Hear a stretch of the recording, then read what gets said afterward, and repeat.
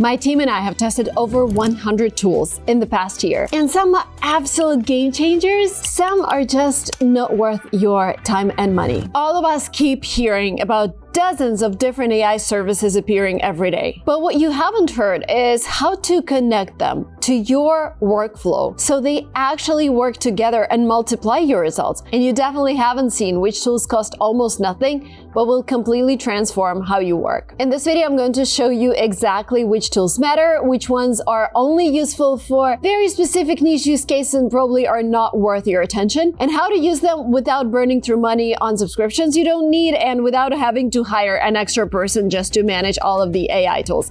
So let's dive in. I really think for all the beginners who watch in this video, we really need to start with the basics and talk about large language models. So of course, you've heard about ChatGPT, Claude, and Gemini, large language models created by OpenAI, Anthropic, and Google. And all these models help you think and write, but they are not the same. ChatGPT is the most reliable baseline. It's what everyone knows, and the free version is genuinely useful. Yes, there is a paid tier if you hit limits, but most people don't. Stick with free until you actually need more. Claude actually has the best writing quality hands down.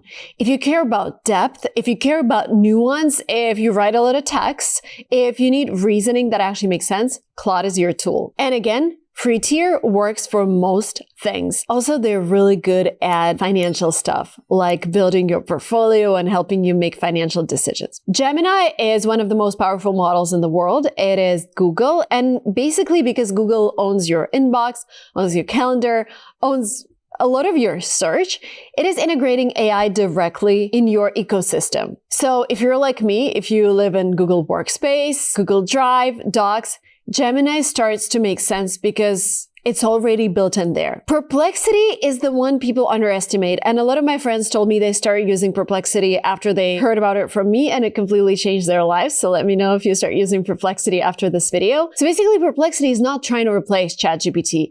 It is a research engine. So you ask it a question and it actually searches the web. It finds sources, it cites them, gives you grounded answers, and I find them much more thorough compared to ChatGPT when you do the same prompting. So for example, when it comes to a serious question, for me, I have very high cholesterol and I'm very mindful of it. I take care of my diet, I exercise, etc. Within Perplexity, I created a workspace. And yes, ChatGPT gives me similar answers, but because it is such an important topic, I really want a tool that is more research-based. So I have a workspace within Perplexity. I uploaded all of my test results there. I keep asking questions about what to eat and what not to eat. And I upload all my new results and it kind of tracks everything. Of course, I talk to my doctor, but it's just for some very serious questions, or like when it comes to raising my kids and I have like an issue with their attitude towards me. Yes, for a quick answer, I would ask ChatGPT. But if I want to sit down and like really dig deeper into the problem, I would do Perplexity. And with all the models that I mentioned, the reality is most people can work entirely with free versions. Don't pay for something until you actually hit the ceiling. Now, let's talk about a very powerful thing that emerged last year and that has changed my workflow a lot. AI browsers. So you know all the traditional browsers, right? Chrome, Safari, Firefox, but now you've got Atlas by OpenAI, Comet by Perplexity, and several others. And here's what's actually happening in the industry. These companies realized people use AI for more than just chatting. And so basically these browsers have LLMs built into them and they act as your agents. They can do so much more. You can now ask the browser to not just search for something, but to book something, to buy something for you on Amazon, to pull information from websites. I use Comet all the time to chat with a YouTube video because it is so good at chatting with videos. AI talks directly to the web and AI works as your personal assistant online. And again, because I like Perplexity, I've been using Comet a lot for a few weeks and it's completely changed a lot of things for me. Here are some of my favorite use cases. You need to be logged into your Amazon or whatever you use for buying, but I actually go to Comet and say, hey, I need a round tablecloth for my medium-sized table outside. Can you find something that's white, high quality, gives me this luxurious feel of a 5-star hotel? A few seconds later, I get an email saying that the purchase has been made. And I trust Comet with small decisions like that. Another use case, I ask it to go to my Gmail, find what's going on in my kid's school, and put events directly into my calendar and send invites to my husband so that we are there for their performance, etc. This has also been such a game changer. I don't know how about you guys, but my kids are at school, one in TK, one in K, and I'm getting so many emails. I'm getting so much information about what they're doing every single day. I just can't keep track. So Perplexity helps me with that too. And here's a cool use case from my COO. So for example, right now we're looking for a social media strategist. So she opens an assistant browser, enters a prompt like, look for people on LinkedIn who've been working for these companies, who are still in social media, who are actively posting about Instagram strategies. And yes, it takes a while because it basically goes, it has vision, it goes and searches the profiles, but it delivers results for you. It delivers complete lists of people that she needs. I highly recommend that you not just listen to this video, but you go and install one of the agentic browsers for yourself. It's really easy to onboard because you can copy all your bookmarks, all your saved passwords, your browse history. So you're not starting from zero. And also if you're using Atlas, for example, it has your ChatGPT memory. The next tool I wanted to talk about is called PopStore, and PopStore is sponsoring this video. It is a platform for content creators that combines AI content production, monetization, and audience management all in one place. It's perfect for creators who want to quickly generate professional content while earning directly from their audience. Plus, it helps you save time by eliminating the need for shoots or complex promotion setups. Now, let's dive into how it works. Pop.store lets you create a fully branded home where you can monetize your presence in many ways. Subscriptions, tips, pay to DM, downloads, community chats, affiliate products, and more. All of this happens without juggling multiple platforms like Discord, GoFundMe, or Linktree. One standout feature is their AI production studio called Avatar Me, which lets you generate on-brand photo and video content of yourself in minutes. No camera, studio, or product samples needed. You can customize outfits, background, and even create full HD videos with lip sync. At the same time, Pop.store encourages fan engagement by allowing your audience to create their own AI avatars of you based on pre-approved looks, and you earn every time they do it. This is the first AI tool that allows creators to monetize fan-generated avatar content, turning your personality into an additional income stream. It also supports selling coaching sessions, online courses, digital downloads, and hosting live streams with product tagging, all from your branded storefront. If you're not a content creator, it can still help you build a professional online presence to engage your community, sell products, or offer services easily. By seamlessly integrating AI-powered content creation with direct monetization and providing full ownership of audience data, Pop.store fundamentally transforms how anyone can grow and sustain their business or online presence. This means more content, more ways to earn, and you can stay in control without middleman or algorithm interference. Check out Pop.store using the link in the description.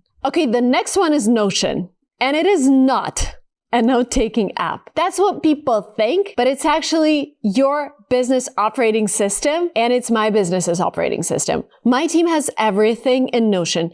Every process we follow, every template we use, every contact, every standard operating procedure, product playbook, content calendar, task management, all of it. It is a beautiful system, beautifully designed. I absolutely love it.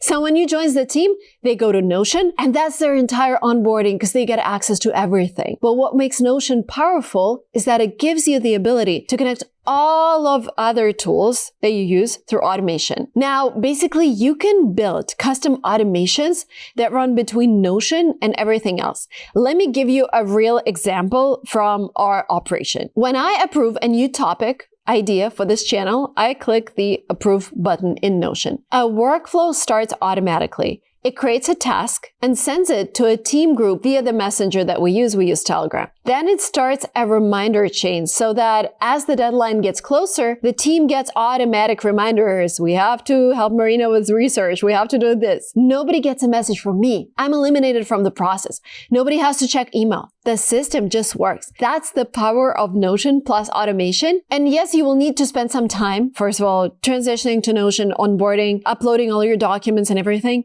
But oh my God, once it's there, it's like your digital COO. If you're solo, it's probably not worth it yet because it really depends how simple you want to be. I hear that a lot of solopreneurs just rely on like a Google Doc or their notes, and it's totally fine. But some solopreneurs want to be like pro level. You know, when I started my company, I also had everything in notes. But when I started hiring, it was like an extra task for me to transition to something that everybody could access. So if you're planning on scaling, if you're planning on hiring more people, maybe start with Notion. If you feel like, oh, I'm just going to do it by myself, you can just stay in Google Docs or Notes. The next two tools are N8N and Zapier. The last time I said Nathan, a lot of people were upset. Basically, these are tools that do the same thing, but I want to explain what they actually are. Most people think they are for developers, and they're not. My YouTube producer uses them all the time, and she's not a developer. She's English teacher by education. So what automation tools do? They watch one app for something to happen, and then they automatically trigger an action in another app.